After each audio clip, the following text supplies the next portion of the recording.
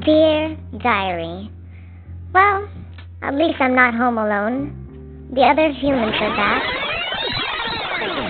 Sloths have a low metabolic rate. It means it can survive on relatively little food, but not this sloth. Can someone turn that nature show off?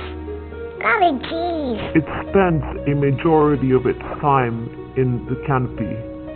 It will, however, venture down on rare occasions only to find more food. Did he just say food? I am now hiding from this nature show that I keep hearing in the background. The caterpillar is now plump after stuffing itself with leaves.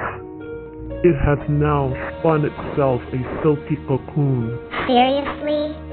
Within its protective casing, the caterpillar will radically transform its body, eventually emerging as a giant moth.